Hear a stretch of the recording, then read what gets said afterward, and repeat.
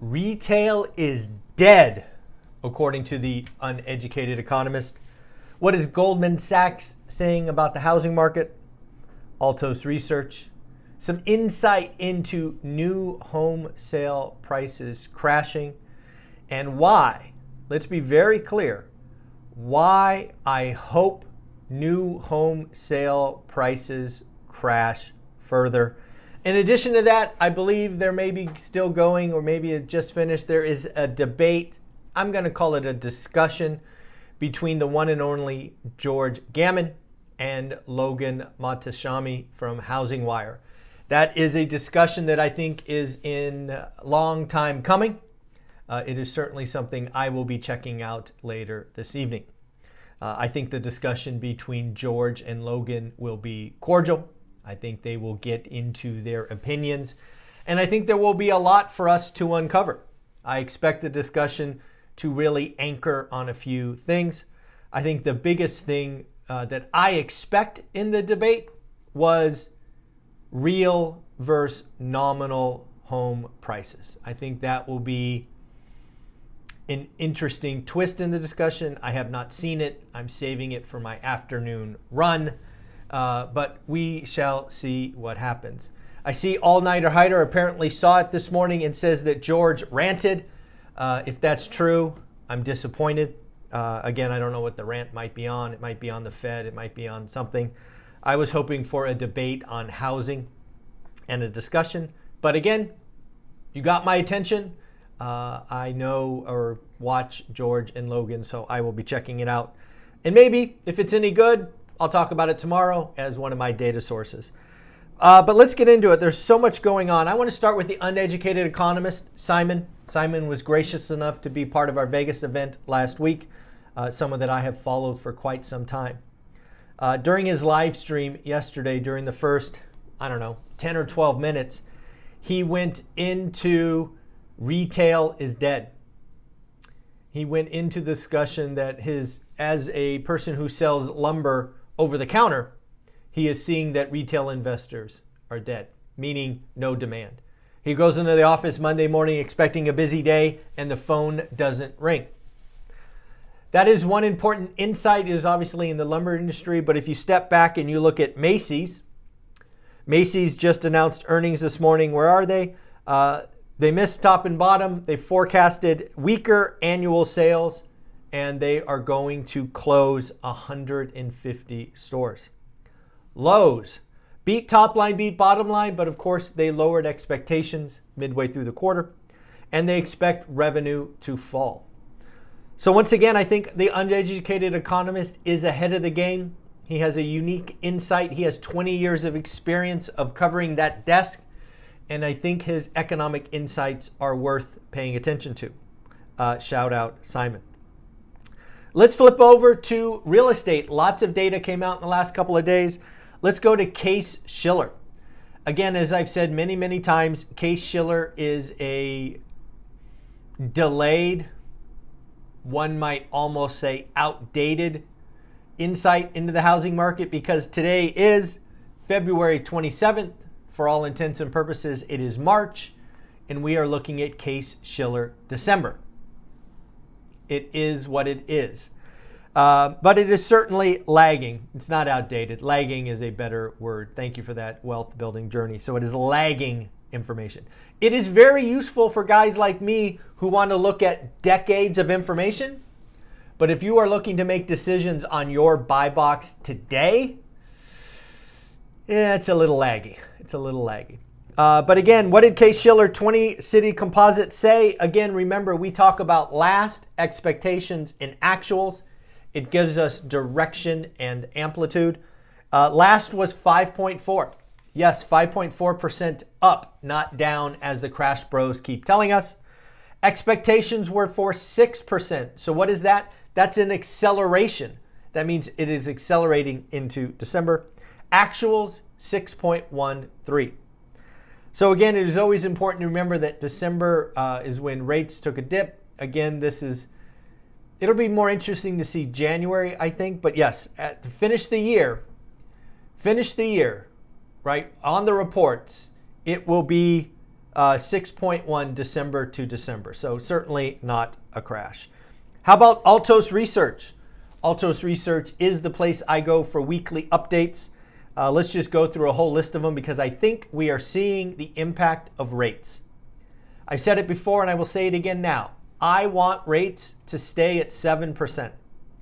I want the underlying housing market to heal. It will only heal slowly and it will only heal with rates over 7. Here we go. For the week, active listings up 1% week on week and up 16% year on year to 498,000 active listings. This was an important week or inflection point. This is the first week that inventory built. Yes, inventory supply exceeded demand. Now last week we had active listings up, but demand was up also. So we had a net, I think it was negative 0.1. So again, this week, or I should say last week, marked the first week in 2024 we had inventory growth. I think that is a good thing. We had 59,000 new contracts. That is down 2% week on week. We had 30.4% of active listings have a price drop from original list. The median price in contract is $375K. That is down 1% week on week, but up 2% year on year. Now let's flip gears to new home sales. And I want to give you a warning and hopefully a little tidbit of the future. You are undoubtedly going to hear doomers and crash bros talk about new home prices crashing. You are going to hear things like new home prices are down 15% from peak, which frankly is technically correct. It is also irresponsible and not apples to apples. We are selling smaller homes. We are selling in different areas. We are doing lots of things different. So new home sales were 661,000 for the month. Median price down 2.6%. Last was up 7.2. Expectations was for 3% positive. And again, we came in at negative 2.6%. I want to shout out a tweet I got from Melody Wright. She shared a report that I had not seen before, so I like to credit where I see these things. She showed January 2023 and January 2024 by price points. Summary. In 2023, I want to make sure I get this right. Where is it? There it is. 44% of homes were sold below 400 grand. I'm sorry, that's 2024. 2025, I got my dates wrong. Last year, 2023, 45% of new homes sold were 400 grand or less. Fast forward a year to this January, it was 44%. So again, roughly speaking, we are selling 44.5% of homes below 400K. I think this might change. And if it does change, it will drastically collapse new home prices. What do I mean? Well, I don't know if you saw this, but where I saw it was Resi Club. They talked about this community. I think it was in San Antonio, Texas, where the new home is 661 square feet. 661 square feet. That will obviously be an affordable home.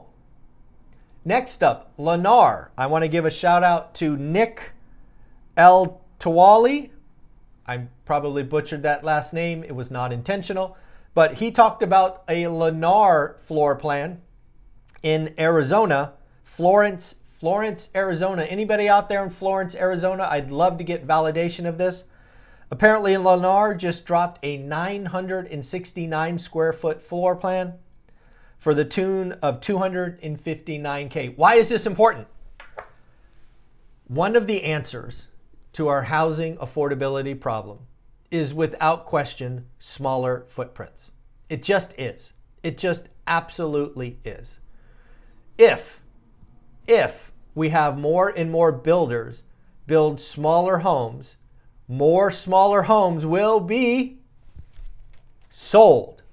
And if they are sold in any great numbers, they will drastically influence new home prices lower. That is just how math works. Now, here's the prediction for the future. Part hope, part prediction. My hope is more and more home builders copy Lennar and they start building floor plans sub 1,000 square feet. I hope it happens en masse. I hope it happens across the country. Then, my prediction. The crash bros and doomers who couldn't define a number to save their life will be telling you that new home prices crashed 30%. Shoot, 35%. Folks, it's just how the median price is calculated. If you throw on a bunch of transactions for new homes below 300 grand and it takes off across the country, it is going to yank median home price lower. It is just how it works. So again, we can look for that. I want to let you know about a super secret millionaire conversation. One of the things we did in Las Vegas is we recorded 21 podcasts. And yesterday I was lucky enough to have a conversation with Derek, that ADU guy. Derek, that ADU guy, had a conversation where we talked about he wants to give away his millions of dollars. That video went live yesterday at 5 o'clock. What I've done is I've decided to give you the conversation that Derek and Coach Carson had at my event. It is going live at 7:45 a.m. Pacific. It is only going live on the Best of ORAT channel. If you've been watching my goals video, the Best of ORAT channel is not performing very well, and it's probably because it doesn't get any original content. So guess what? I've decided to release a couple of super secret conversations that I know are extremely valuable on that platform. So if I were you, I would subscribe to Best of ORAT, and I would check out that conversation between Derek and Coach Carson because it is amazing. To get an insight into millionaire conversations is just a beautiful insight. Both Coach Carson and Derek, that ADU guy, are amazing individuals and humans, and we are lucky. We are very lucky to have both of them in the One Rental at a Time community. So go check it out. You won't be disappointed. Other things going on. Let's talk about Goldman Sachs. Goldman Sachs has once again revised their housing price expectation going forward. They've actually changed it from 2024 to 2027. For 2024, this year, they are expecting home prices to be up 5.5%. 2025, 4.4. 2026, 4.9. And 2027, 4.9. Folks, remember, inflation is a feature, not a bug. And if you're lucky enough to be in the United States with 30-year fixed rate debt, you get the best of both worlds. You get a one-way bet on rates, and you get to control your largest cost, your mortgage.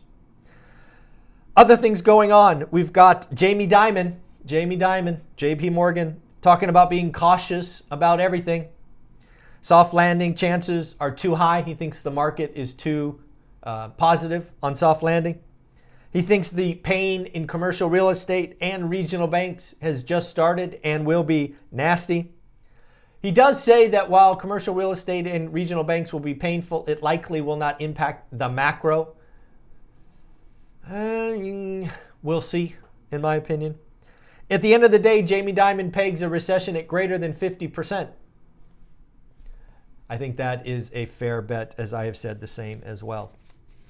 Last thing I want to say is, if you watched my gold presentation, my main course, How to Get Started One Rental at a Time, priced at only $399, has had a horrible month sales. I think we sold one.